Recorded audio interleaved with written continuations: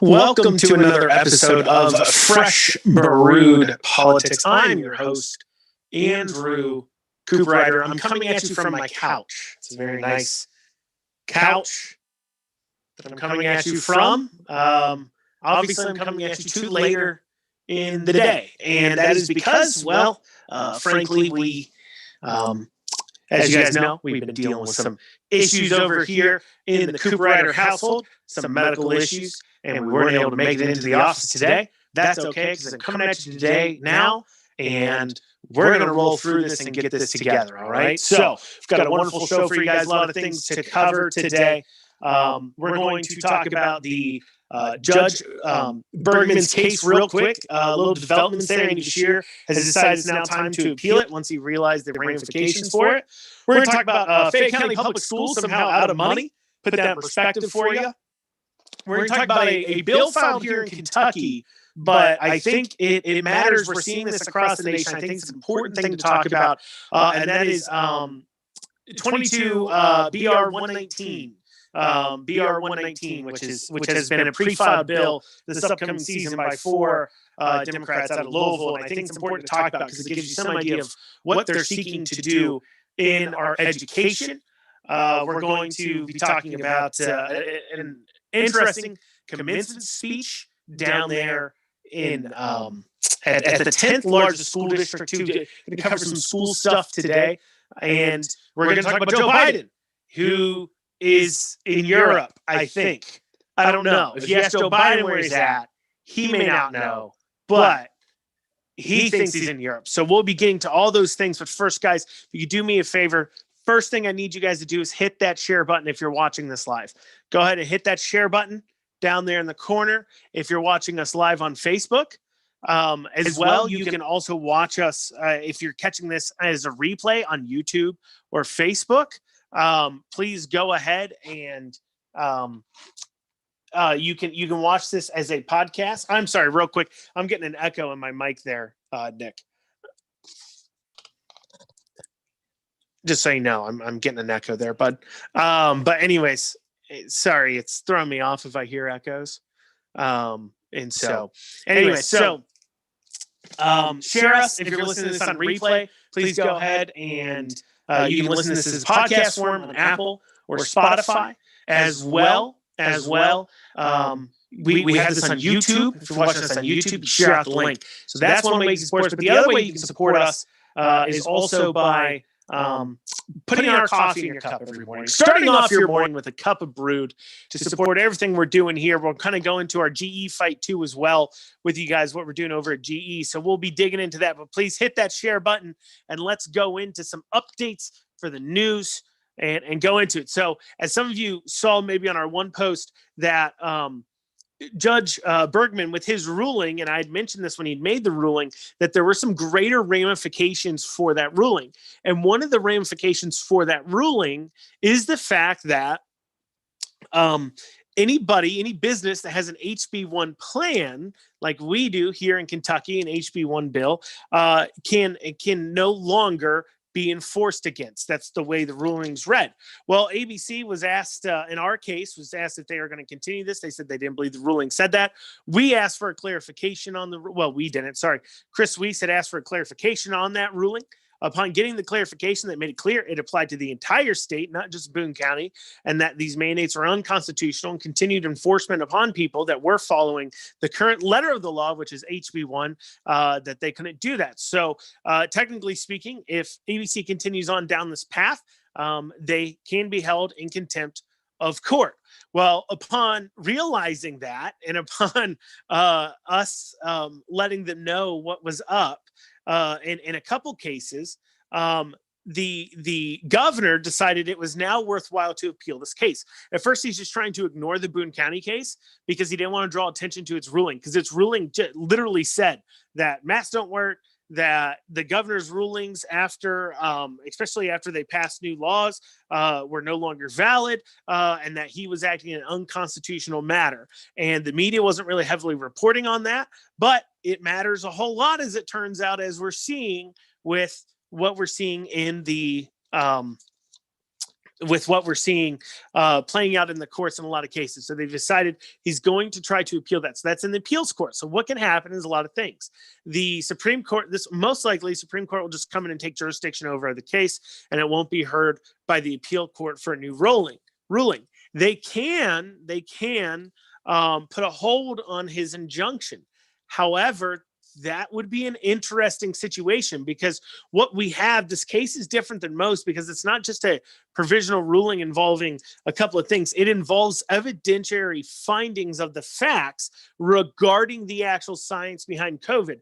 And that makes it a whole different legal animal. And to just vacate something when you have the scientific findings involved gets a lot difficult. And then also, too, the Supreme Court of Kentucky has to ask itself, is it going to continue to be this hugely political animal? I mean, that is the precedent the Supreme Court of Kentucky is setting, that they can be used for political reasons. So are they going to put their foot down here? Because for those who follow the law, know that vacating this kind of order out of Judge Bergman and vacating this kind of ruling is a whole new level of getting involved politically and allowing people to use the courts. So he decided it was worthwhile to go ahead and appeal that today. We'll see if that appeal is granted. But as of now, everything's still in place from that Judge Bergman's ruling. So, as well as you guys notice, we're doing an email campaign with the GE Appliance Park. Let me be clear. The GE Appliance Park is called GE still, but is actually owned by Harrier, not by the original company GE, but it still goes by GE. So we're just going to call it GE Appliance Park because that's what it is. The GE Appliance Park has adopted a policy that we're seeing a lot of businesses adopt that doesn't make a lot of sense. And that is they're adopting a physical marking policy to mark vaccinated and unvaccinated employees for masking reasons. Now, there's a lot of reasons why this doesn't make sense. First, I know this isn't heavily talked about, but there's a big deal going on with COVID when it was discovered that it doesn't spread by droplets, but by aerosols. Because the minute you say COVID spreads by aerosols, what you're saying is masks don't work because masks block droplets. They don't block aerosols. This was what was found in the hearing in Boone County Court. And actually, if you go back and listen to our ABC hearing where the Kentucky State Epidemiologist 3 was called up, she herself was questioned on this matter and said, hey, what does this mean? What does it matter? And everything else. And she herself said that at the time, she was talking about, at the time we thought it spread by droplets, so masks mattered. What's that mean? It means now, because it spreads by aerosols, masks don't make a lot of sense. Additionally, as well, keep in mind that the state here has decided to drop the entire policy of wearing masks, regardless of your vaccination status. So what we have across Kentucky, because I know we have more than just GE doing it. We've got GE doing it. I know Buffalo Trace is doing it. I know there's I've been told I think Honeywell's doing it. A lot of these companies are doing this vax or mask process idea, even though the state itself isn't mandating it. So what we're really seeing is businesses that are not in the business of science deciding that either A, they know best because they're mandating past what the government requires. So they themselves now are putting themselves in a position to be the experts on how they're going to go ahead and look at the science, and they're also going a lot farther than what the state's mandating them to. Now, why do businesses do these things? Businesses do these things because they think it is, they're worried about making a profit. Okay. And this is what I describe to people. Now, a lot of people out there want to say it's a HIPAA violation. Listen, go back and listen to my podcast. I've done with Chris Weiss on this. It's not a HIPAA violation. HIPAA laws only apply to medical providers. It does not apply to your employers. Also, as well, think critically for a second as you're thinking, can employers do this or not? I mean, I know that if you're going to work in childcare, you have to go get a TB test, right? This is set up. This has happened over time. And the real problem we're running into with the COVID vaccine situation here is never before have we had a vaccine made so quickly, rolled out so quickly, offered so quickly that even as we're seeing with the heart inflammation issues, does have some unknown side effects that can cause some issues. For an example, I am under 30 years old. I had a historic issues with a heart murmur growing up, which, can lead me to be more at risk from heart inflammation. And at the rate it is occurring. I might have, looking at the data, it initially looks like, because I fall in that specific age risk group, I might have a greater risk from the vaccine than I do from COVID. So if I don't want to take the vaccine because I'm taking on that risk, that should be between me and the private. And really, the science doesn't support the idea of masking. And I think that's the idea here. The science doesn't support it, the mandates don't support it. So you have companies that are deciding on their own to interpret whatever old defunct now science, because COVID spreads by aerosols, to determine what it is. And they're doing this because they think it's the best thing.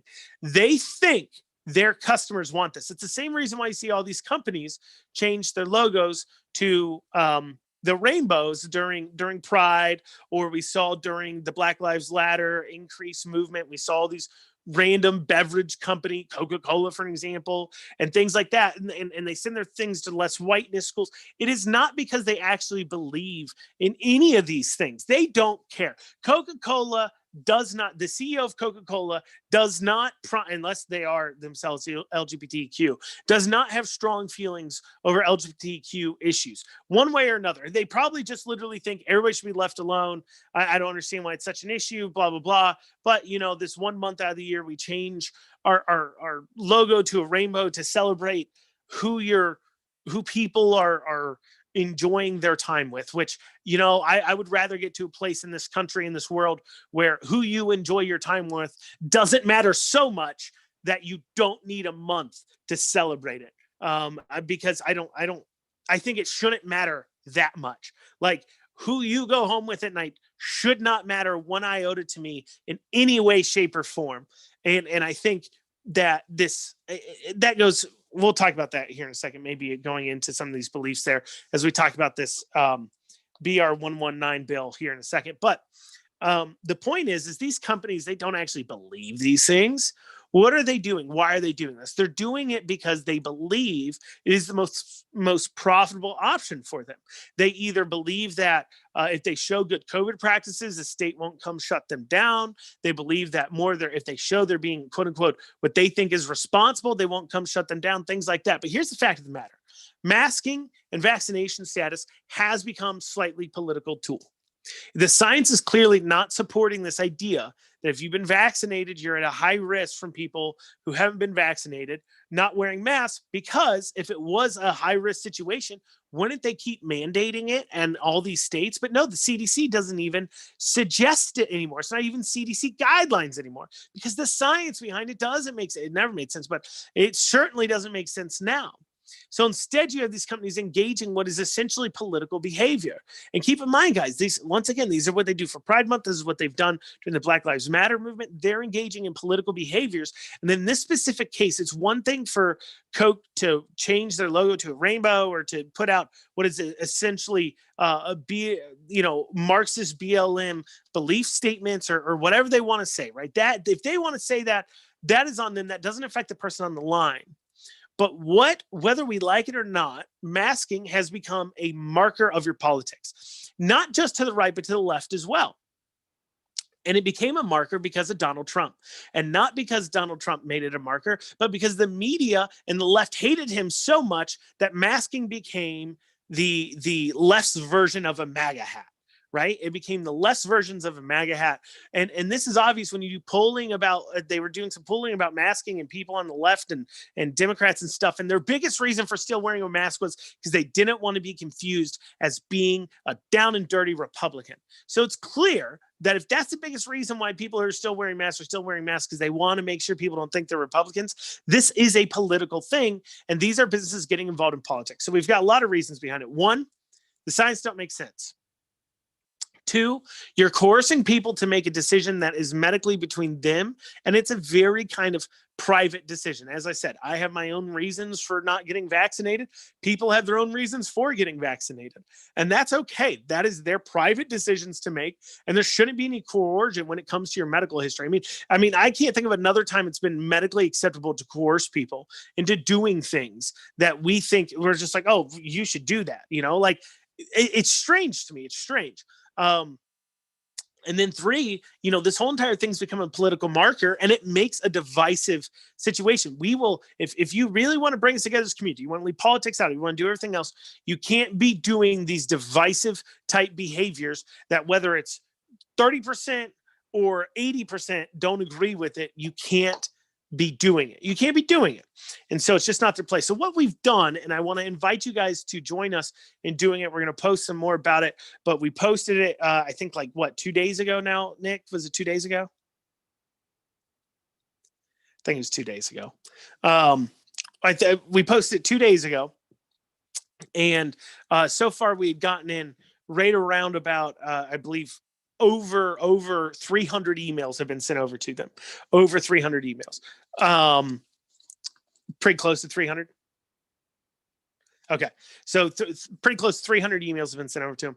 And so we've got the link for you guys. It is freedomfight.us/ I don't know. It's long. Nick will post it in the comments. Post it in the episode description too. On the freedomfight.us/GE. And so you can go there, and I pre-wrote up a letter for you guys that I wrote. You can just fill in your name and send them a copy of that. You can edit it to whatever you want to do, and just go ahead and send them that letter telling them that you don't agree with their policy for this reason.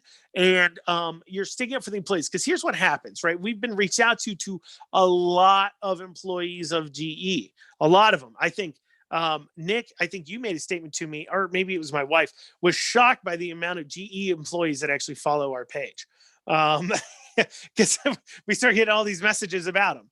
And so they cannot speak up. You can't, if you're somebody who works on these things, you can't speak up. And I know there's a lot of other people like GE, but what we're trying to do is get GE to change their policy. If we can get GE to change their policy, we can go ahead and get a couple other people to change their policy using pressures. Now, I hear a lot of the detractors coming out being like, oh, I thought you were about liberty and free choice. I am about liberty and free choice. What's that mean? It means I don't want my government to tell GE what they have to do, right? I don't want that. I want to use the powers of society, the powers of social of agreements, the powers of the free market to get GE to change their mind. And a lot of people out there are like, oh, it's illegal and all these other things, and we should do law cases. I don't like that idea, because as we've learned through COVID, if we open up that door of getting government involved in a situation, it can't go the other way. So basically what we're saying is if we say government can mandate that a company doesn't make their staff, or doesn't make their employees get vaccinated, or doesn't make their employees wear mask indicators and things like that, in a way, what we're saying is that it was government's place to legislate it in the first place, and government can in turn enforce it the other direction. That would be of concern of getting government involved. So what we're going to do is we're going to do this. We're going to see if we can socially pressure them into it. And I know a lot of people will be like, hey, that won't work. You guys are stupid. Well, maybe it works. Maybe it doesn't. I don't know.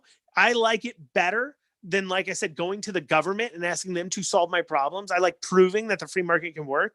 And also, too, we've seen this be very effective. I mean, let's go space bait. This is the game plan the left does. They get a couple hundred or thousand people to comment and throw a fit at some giant corporation and get them to change their policies. We're going to do the same thing, but we're going to do it for the actual staff inside that can't speak up for themselves. So that is GE, sending them emails to let them know that we are none too happy. So there you go. Moving on from that here, what's next here?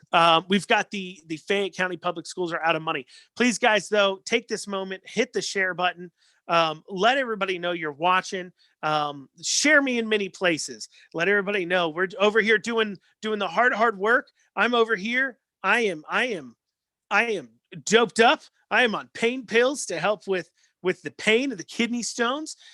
You guys can go ahead and hit that share button for me to reward me for the hard work that I'm currently putting in. That would be fantastic. Thank you. Thank you very much. Hit that share button. So going back into it here.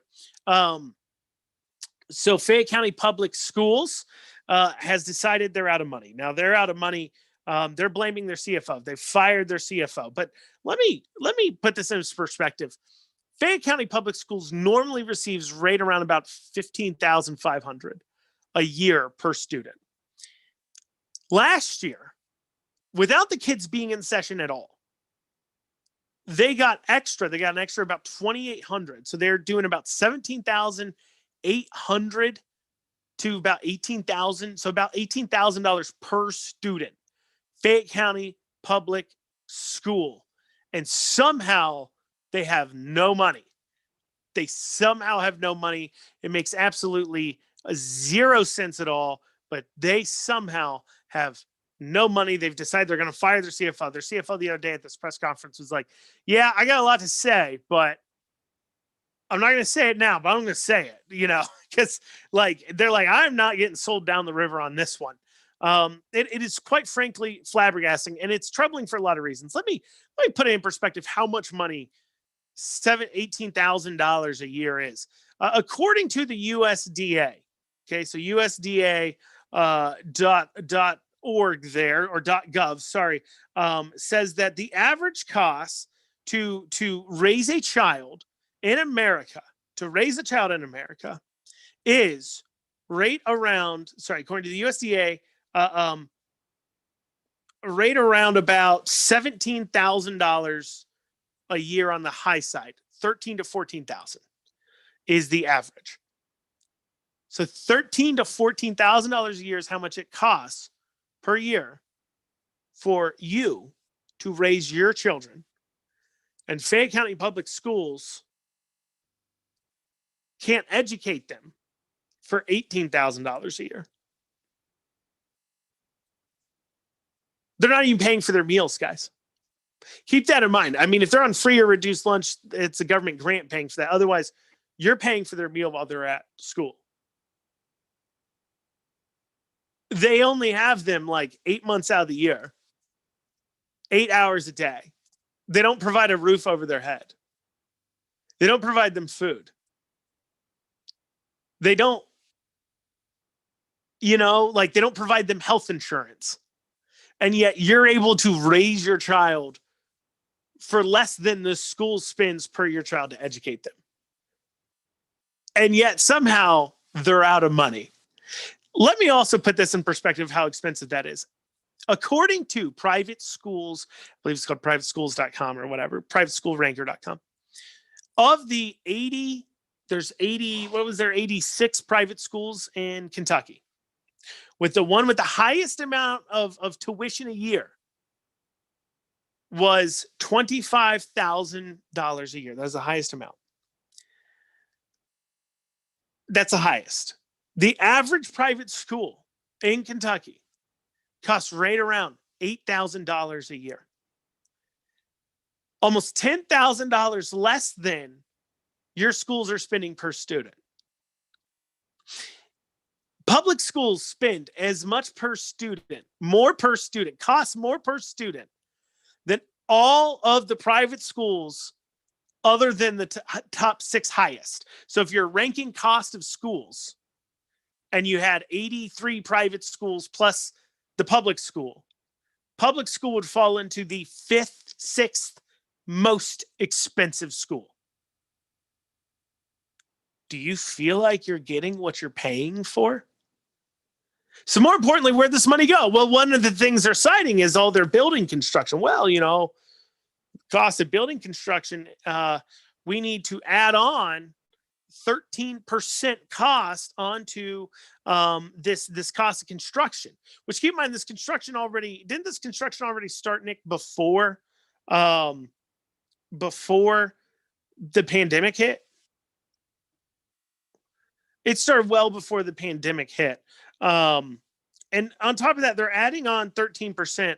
Real quick, let me look here. Cost of construction has so far raised, it looks like 8%, 9%. So they're tacking on another 3% there. I don't understand what they're spending their money on. And what's more concerning here is, correct me if I'm wrong, don't the public schools, they don't require it. And I was about to say maybe they should, but I don't think they should be teaching it. Don't they require financial budgeting class? Don't they have them? Don't they offer them? I mean, is that who you want teaching your kids how to budget their money? I mean, do you see what I'm saying there? Like, is that really who you want teaching your children? To how to budget their money is somebody who spends more money than you do to crappily, a lot of times educate your children that then lose millions, can't figure out how to make it work when they get millions in from the federal government extra. And then on top of that, they're coming back and saying, oh, we need more money. And of course, we all know, what are they setting up for? Well, they're simply setting up for a simple a price raise. They're going to go ahead and they're going to raise those prices. So, I guess that's just part of it now. That's just what they do. That's just what they do. So, but there's Fayette County Public Schools there. Now, moving on, other school story here, we have BR 119. Sex education bill. And so this is a pre-filed bill. It's a pre-filed bill to replace this current bill. Nick, can you go ahead? Let's throw up what the current bill says. This is the current sex education law for schools in Kentucky. Let's see. No, not that one. Nope. Do you have the original bill?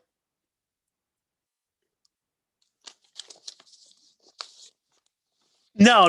There's an original bill. I sent you over a link for the original bill, but that's okay. So the original bill that it's replacing is approximately 5 paragraphs long. It is not a very long bill. It provides a lot of the free choices for schools to choose. So one thing you got to understand is there's something called a school council at each school, which is comprised of parents. Like, I think it's like 2 parents, 2 teachers, and the principal, or 3 parents, 2 teachers, and something like that. But there's a school council. They ultimately are the people who are in charge of setting the curriculum for a school. They have a lot more say so over the curriculum of the school than a lot of other people do. But at the same time, you have the districts too that set curriculum, and you have so when you have a loose law, what it does is it allows these districts, as we just saw, I forget which district, but some district just banned CRT here in Kentucky. But when you have these districts, they can choose to kind of do a lot of what they, what do they want to do here, right? And so the current law is a pretty short law.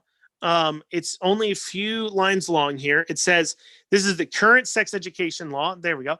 It says it's 158.1415. Curriculum for instruction on human sexuality or sexually transmitted diseases.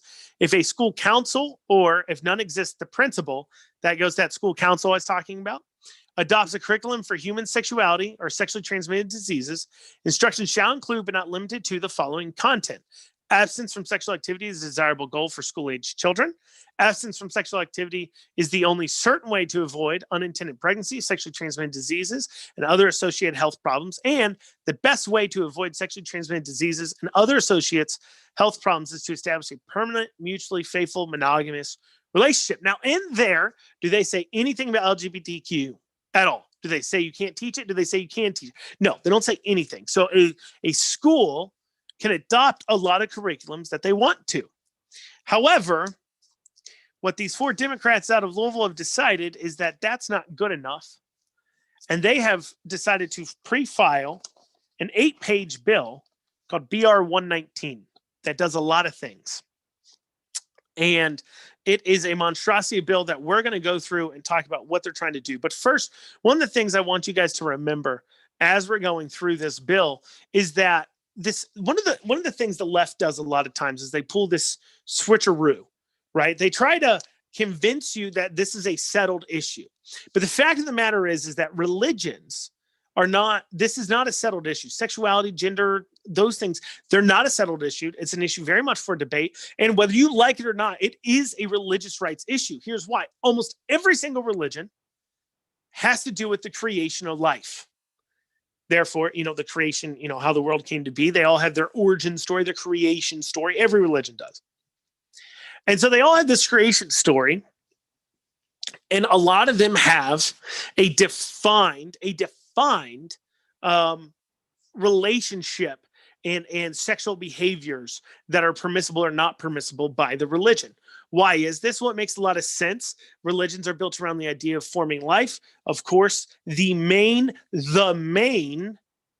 reason why sex exists in the first place is for procreation. That is the functionality of sex. That's what it's supposed to do, procreate, right? I know, like I said, I know we all have varying degrees of who we go home with, and that is your business. But that is the main point of sex. So we can't have this conversation without acknowledging that people are religious. B, this is not a settled issue. C, that religions have opinions on these issues, and that you get to decide. You should get to decide what goes on for your kids. So let's talk about what they want mandated to be taught to your children. Starting off here. Characteristics of an effective program means the aspects of evidence-based programs, including developmental content and implementation programs such that have been shown to be effective in the terms of increasing knowledge, clarifying values and attitudes, increasing skills, and impacting behavior, and are widely recognized by leading medical and public health agencies to be effective in changing behaviors that lead to sexually transmitted infections, unintended pregnancies, dating violence, and sexual assaults among young people. Now, they're going to use that term a lot about public health agencies and leading medical and public health agencies. Here's the problem, right? Who elects? So let's go into the health department is considered one of these leading public health things. They actually have entire groups of people that teach sex health over at the health department. And who are they elected by? Who are they accountable to? As many of you realized off of a post we made there the other day, is the health department is its own quasi-independent body that is ran by a board that is not voted on by the voters. In fact, one of the only people who are guaranteed to be on the board is the mayor or a person from the mayor's office, but they're a non-voting member. As far as I read the statutes about how health departments work, they were formed one day as a board, and the board votes on who's on the board and off the board and everything else, and votes on who's chair of the board. They're unaccountable to anybody but themselves or the written laws, but they're unaccountable. So if they decide what is effective and they come up with a decision that is different than what you believe, you now have government bureaucrats deciding what should be taught to your children when it comes to sensitive, up for debate issues such as religious issues. And like I said, I don't care who you go home with, but this is about everybody should have the freedom of religion and the freedom to raise their children as they see fit. And if they don't believe in their children being around these things or they disagree with the timeline of it, then that is their right and their ability to do. It is not the state's job to raise children. That is the parents' job to raise children. But that's not the worst part of the bill. That's just something I want to set you up. Let's go here to the next section of more things here. Healthy relationship instruction means instruction as part of a comprehensive school health education approach, which addresses the physical, mental, emotional, and social dimensions of human relationships and is designed to motivate and assist students to maintain and improve healthy relationships, prevent disease, reduce sexual health-related risk behaviors, and, next section,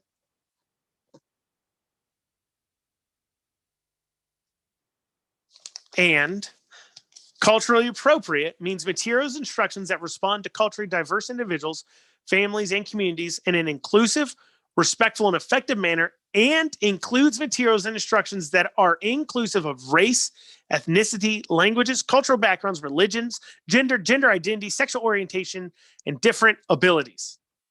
That's interesting. That's culturally appropriate. What they mean by culturally appropriate.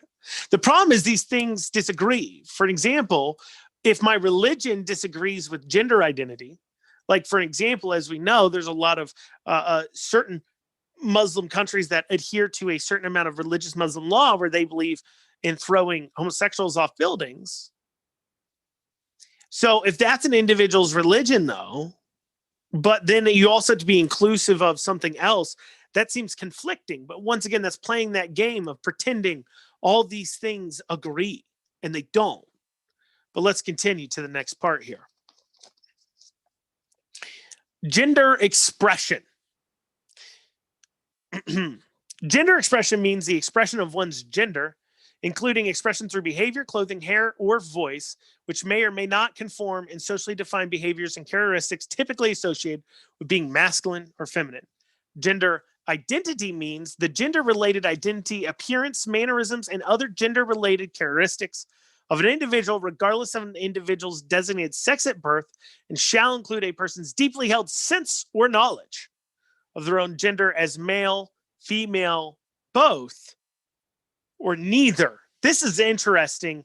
And I want you to remember these lines. Not only one, is it quite clear they're coming out and saying, listen, we're going into, we are going to mandate your children be taught gender identity and gender expression, right? We're not going to leave it up to the schools to decide. We're not going to leave it up to the councils of the schools. No, we're going to make it a state law that your children have to be taught about gender expression and gender identity. And it's going to be taught based upon how whatever bureaucrat that is your leading health expert decides. But also, I want you to remember these lines because it conflicts with another part of this bill we're going to talk about here in a second. So about what they mean when they say inclusive. Inclusive term here. Inclusive means curriculum that ensures that a student from historically marginalized communities see themselves reflected in classroom materials and lessons, including but not limited to communities of color, immigrant, lesbian, gay, bisexual, and transgender communities, people with disabilities, and others who've experienced traditionally left out of health education programs and policies. Inclusive. So they have to show it once again.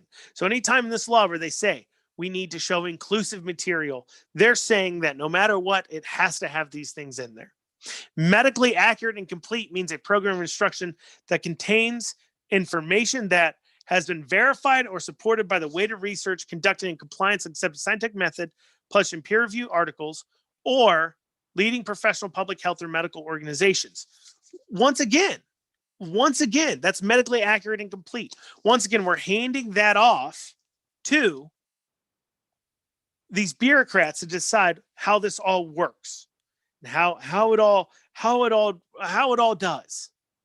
And as we've seen, the problem with that, as we've seen out in places like California, is that their version of inclusive means not inclusive of your viewpoint, but inclusive of their viewpoint, meaning their viewpoint is all viewpoints matter other than one that disagrees with them, which is important to understand what they mean by inclusive.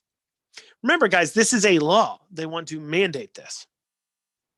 But who do they want to teach this to? So you're like, well, Andrew, it's not a big deal if my 16-year-old kid, 17-year-old kid gets taught about gay, bisexual, homosexual things.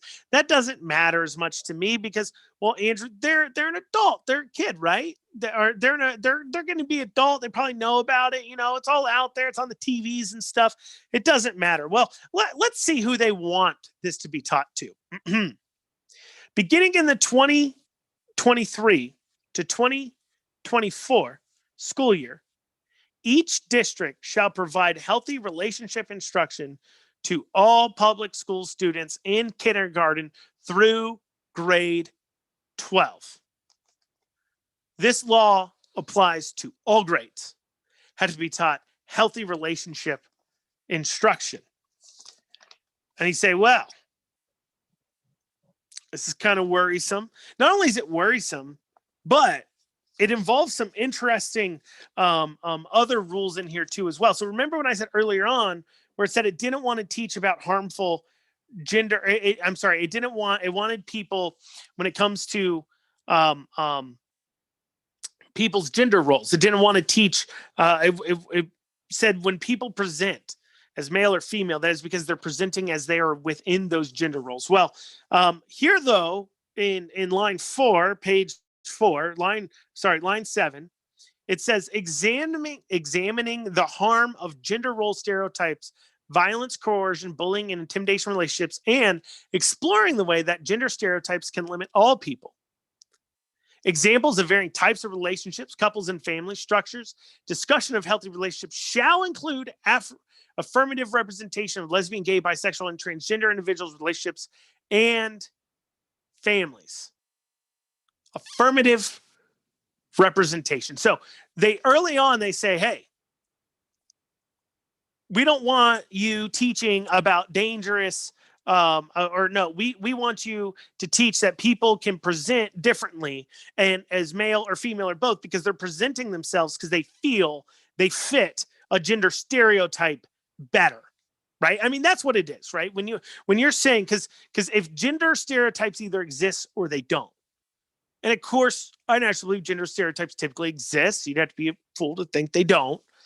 But, whatever. They exist. I'm not saying that should limit you, right? Just because you're a woman doesn't mean this. But it does mean if we're looking at things on a bell curve, there is a vast majority of for an example, because of whatever reason, a majority of women go into nursing over men.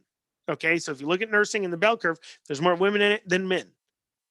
That probably has something to do with their gender roles, I would think, but what do I know? But more importantly, you can't though talk about the gender roles because that's a dangerous stereotype. So how do you talk to a person that says, well, I believe I'm a woman because I like Barbie dolls? Or a kid that says, I believe I'm a girl because I like Barbie dolls. Well, that's a gender stereotype that girls like Barbie dolls. But at the same time, they're saying I'm a girl because of this gender stereotype. It doesn't make sense. Like, is this making sense to you at all? The bill doesn't make any sense. I do encourage people to read it. The whole bill doesn't make sense. And on top of that here, I mean, going into it here too as well. This is another line that is very alarming to us here. A school district shall not restrict the ability of an instructor to answer a question initiated by a student that is related to and consistent with this section. However, a school also shall establish a procedure for a parent or legal guardian to submit a signed statement to excuse a student from the instruction required by subsection 2 of this section without disciplinary, academic, or any penalty. The materials for this course is only available upon a request. So a parent has to ask for this material to be given to them. The school is under no requirement to tell a parent, this is what we're going to teach your child. Then on top of that, you have to sign a written statement. However, when you look at line 5 there, and it says a school or school district shall not restrict the ability of a instructor to answer a question initiated by a student. And remember, this bill applies to all kids between K and 12.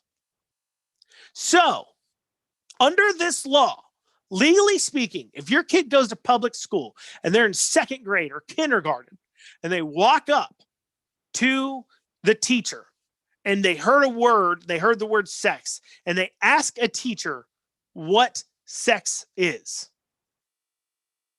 the teacher legally is able to answer, and it cannot be a policy, and the school district cannot get upset at them. The parent cannot ask the school district to punish them if they then sit that kid down in kindergarten and explain everything what sex is.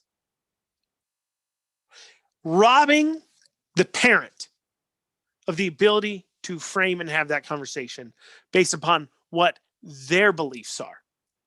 Some of you may be like, well, most beliefs this, that. No, it doesn't matter. There's religions out there. Take, for example, Waco, the branch Davidians. They didn't believe in having sex. In fact, their leader believed in having sex with all the women so the men weren't burdened with the sin of having to have sex. But more importantly, their religion did not believe in having sex. So if a kid walks up and says, what is sex? And their parent is a member of that sect of religion, Branch Davidian, and their religion doesn't believe in having sex, that teacher has now squashed all over their religious rights. And you can be like, well, that's an extreme example, and I don't think that those people who believe that should be able to like think that way, and that's damaging to the kid. That may be, but who are you? Who are you to decide what is religiously okay and not okay? I may think a lot of religions are different or weird or odd, or I disagree with them. You know, I think I find Taoism to be an interesting religion. Okay. I think I don't understand parts of it. This idea that things happen and there's not really a God and things like that. I personally, maybe I don't agree with that.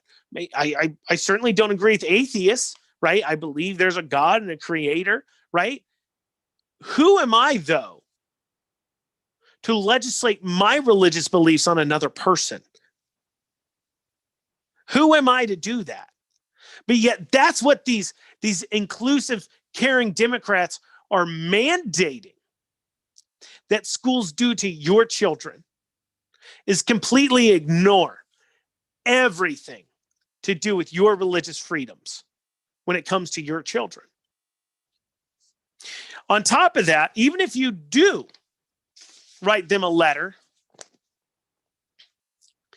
they said you got to adopt a policy prohibiting a student from being excused from the instruction required by subsection 2 of this without a signed statement submitted by parent or guardian pursuant to a policy established in paragraph B. What that means is that, let's say your kid is a 16-year-old conservative kid. He grew up in your conservative household. He's a conservative kid. And the teacher goes, all right, I'm going to have you do a worksheet on what your gender identity is. Or I'm going to do a worksheet on what are you? He says, I'm a guy. It's like, are you sure? Without a signed written statement, the kid is unable to excuse himself out of that conversation. But even in the event you give them a signed written statement, according to section B, it says, in the event a parent or guardian submitting a signed statement to excuse a student from instruction required by subsection 2 of this section, a school is encouraged to provide that student an alternate assignment on a related topic during the instructional time. During the instructional time. Related topic. So if we're instructing people on what their gender identity is at the time, and I say I don't want my kid in that class, this law makes it seem like they can now legally provide your kid now a worksheet on what their gender identity is rather than sitting in the class. That doesn't sound like you can opt out of it at all, can you? And let's keep in mind, too, you got to understand on how these laws are wrote. They're wrote purposefully to be a little open-ended at times. To leave it up for the discretion of the courts and to leave it open for the arguments to be made. And you can tell that they want to pass this law to create court cases to shove down their sexual ideologies onto your families when you go to the last section here, section 10, that says a parent or guardian with a child enrolled in public school that fails to comply with the requirement of this section may file circuit court action to enforce provisions of this section within 1 year from the date of the last school day of the academic year. Act may be cited as the Education for Healthy Youth Act. Healthy Youth Act. Meaning that a parent or guardian of any child can sue the school. So if you have one lefty activist parent that's really upset that their child, their fifth grader, was taught about the male and female anatomies and got upset that it wasn't inclusive enough to gender roles and identities and the idea of transgenderism and all these other isms, they can sue the school and force their viewpoints on this onto everybody else in that district.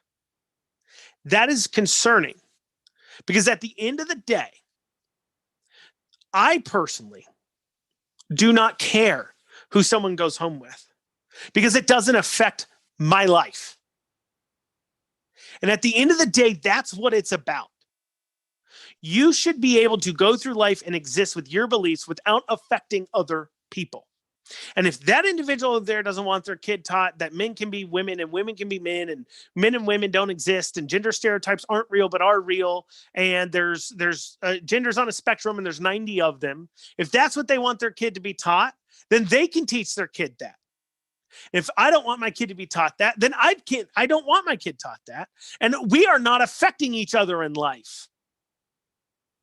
But of course, that's not how the totalitarian over here wants it. They say it is abusive and it is terrible that you would ever disagree with me on how you should raise your child, and I'm going to take you to courts and force you to do it. Because how dare you have a different opinion than me based upon thousands of years of your religion and traditions? It's totalitarian, and it's ridiculous. Is this bill going to really go anywhere? Probably not. I'm going to be honest with you guys. It probably doesn't go a whole lot of places. This is a Republican-controlled House and Senate, but it does show you the fact that they'd file it. They are standing loud and proud to say, this is what we stand for. This is what we want your children to be taught. And it's concerning. It is certainly concerning. And to play off that too, we have this here, just interesting video coming out of a school district there, Justice School District in Virginia. Yeah, can we go ahead and play that video?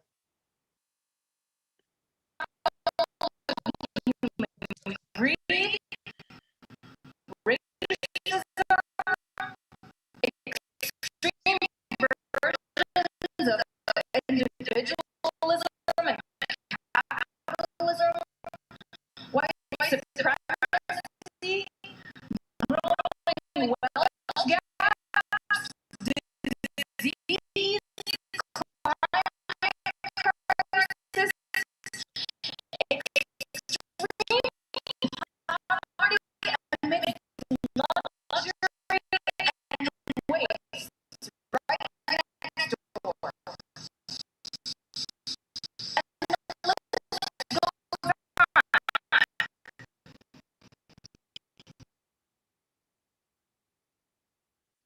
So, what did she just say there? Well, one of the things she just said was remember your jihad. That's one of the things she'd said there in Arabic. She said, remember your jihad. Let's go over who this person is. This individual, her father, 10 years prior, was suspended out of this school, fired from the school for saying the same thing, telling Muslim children to remember their jihad. He is I believe the equivalent of like a deacon at the local mosque there. That mosque that he is a deacon at is the same mosque that 2 of the 9/11 hijackers went to. It seems like an extreme circle to run in, but here we have a school board member giving a commencement speech telling kids to remember their jihad. Once again, let's remember that we can all exist in this country as long as we are not infringing on each other's rights, freedoms, as long as we are not affecting each other. But when you stand up there and you tell my child to remember their jihad, you're now once again pushing your views, using your place of trust as a teacher in the district to push down your views. And that's disgusting and that's not cool. That's not really allowed. Moving on here, though, Biden goes to Europe. Biden goes to Europe here. Does he go to Europe? I don't know. We've got a couple clips here. You just want to play all 3 of them real quick there? What do you say to Vladimir Putin? To answer the first question, I'm laughing too. Actually, well, look, I mean, he has made clear that the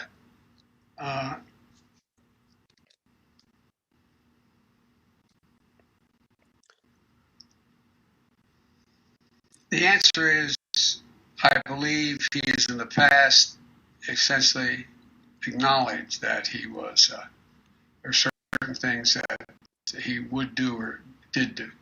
But look, when I was asked that question on air, I answered it honestly. Yeah, playing back.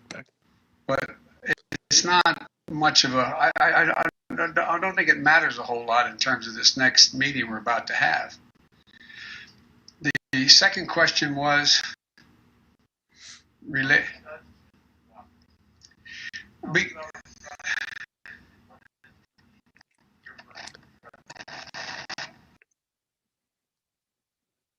It's been an incredibly productive day here. I just finished meeting with President Erdogan of Turkey. We had a positive and productive meeting, much of it one-on-one. We had detailed discussions about how to proceed on a number of issues. Our two countries have big agendas.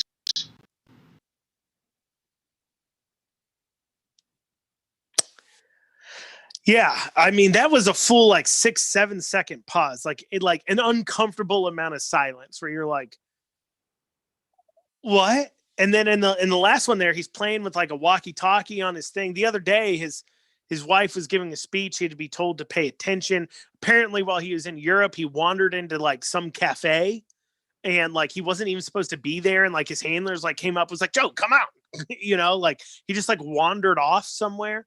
And so the point is that this is the guy who's over there, and he's over there really representing America and showing we've got a backbone and America's back, baby. You keep hearing people say that. People are so glad to have America back on the stage. First off, I'll tell you what the Europeans are very happy with. They're happy with the fact we're giving them crap tons of money, right? I mean, let's keep in mind. Oop, I just dropped you guys. You see that? Let's keep in mind. Let's keep in mind that what they're really upset about or having issues with here is that weren't giving them money before. I mean, they liked us giving them money before. And one of the things Trump cut off to them was, and he came out and said it, right? He said, I'm not going to keep giving you guys money. You guys are not pulling your weight. He came out and said that. And what they're like, oh, we're so happy to have a partner back on the stage. No, you're so happy to get tax-paying dollars. I mean, look at this this worldwide tax. Okay, I don't know if anybody's really dug into it. I kind of took a look at it, how it's wrote, how this worldwide 15% corporate tax is wrote. It's wrote in such a way that so how it works is you're generally taxed in the country you do business in. So right now, revenues that like Facebook generates in England, actually America gets to tax, right? However, how this is wrote now is you say, well, they say, well, the countries that will be taxed where they're making the revenue at. So if Facebook makes a couple $2 billion in UK, then they get taxed by UK, right? And you say, well, that's okay. We're losing out our revenue on our companies based here, but there's a lot of companies based overseas. So then we're going to collect up those tax revenues, right? Because we're a big market. We're the third largest country. So clearly these other companies are doing a lot of business here. Well, special interests at work. Apparently the limitations are such that it almost is exclusively American countries, because I think they set the limit at something like companies that make more than $20 billion a year. And that's like all American companies, specifically tech companies that are all based here in America. And then, they're carving out exemptions for some of these industries where they do go over that amount, but they're not tech. Basically, they're just trying to tax the American tech companies that are doing business over there on tax dollars that normally America would get. So it's essentially giving more tax dollars out of the American countries into these into these G7 countries. And so it's obvious that I'd be happy about that deal too if I'm England, especially after Brexit. Like, yeah, give me some more revenue, right? But anyway, so they're happy about that. They're happy about. I mean, Look at this vax program where they're like, okay, the G7 countries have come together and pledged 1 billion vaccines to help get the world vaccinated, right? Half of those are coming from America. There's 6 other countries splitting up the other 500 billion. Yeah, I would take that deal too. They're just happy that America's back pulling all the weight and paying up all the money that Trump was not on board with doing. And that's what they mean by they're so happy to have a partner back. They're just happy to have our money back. And they don't care. I mean, look at Boris Johnson. He was trolling Biden like crazy. This is real funny. So there's this bike. Okay, so Nick, you've got some details on this bike. Tell us about this bike that Joe Biden gave to Boris Johnson, the UK Prime Minister was gifted a bike. Do you have those details there, Nick? Oh, okay. Nick can't hear. I didn't know you guys can't hear Nick. Okay, so there's this bike, okay, that he gave to him, and it is a $5,000 bike. Do we have a picture of the bike? Let's throw that picture up there. It's a picture of this bike here. It was a $5,000 bike that is handmade in Boston. It normally takes around a year and a half to make this bike, but they gave the bike maker like 4 weeks notice, and they got it for a discount too. Apparently the State Department only spent like $2,000 on it. So a lot of times if you see this story posted, you'll see a fact check that says the State Department only spent $2,000 on it, because they'll say Biden gave Boris Johnson a $6,000 bike and a helmet that has the British Union Jack and the American flag on it. And what did Boris Johnson give Joe Biden? Well, he gave Joe Biden a printed out picture from Wikipedia of Booker T. Washington framed. He printed out a picture from Wikipedia and framed it and gave that to Joe Biden as his gift. It's kind of like a last minute gift where like Joe Biden shows up, hands him a bike, and he's like, oh man, we were supposed to do a gift exchange. Quick, turns to an aide, like, quick, go find something. Go find, he likes, I don't know, he likes racism and things. Go find somebody who fought racism and make him a picture from it. It seems like a last minute gift you're picking up. Like, I'm going through the airport and I saw like a nice picture frame, and I went over to the business center and I printed out a picture for you because I forgot to get you anything. It just seems like that, and it's hilarious and it's funny. And that is the perfect allegory. Is that the word for a story that is drawing a conclusion there? Anyways, an allegorical situation for exactly what our relationship is like with the rest of the countries of the world. We get them a $7,000 bike. They give us a printed out picture of Booker T. Washington. Well, guys, that's all I have time for. Thank you guys so much for joining us. I know this podcast probably is a little different, a little weird. Maybe audio was funky, but I thank you guys for joining us. Regardless, have a great day.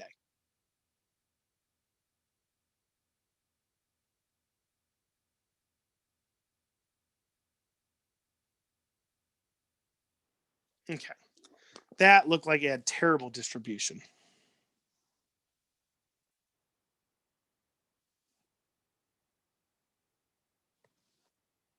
Right at the beginning.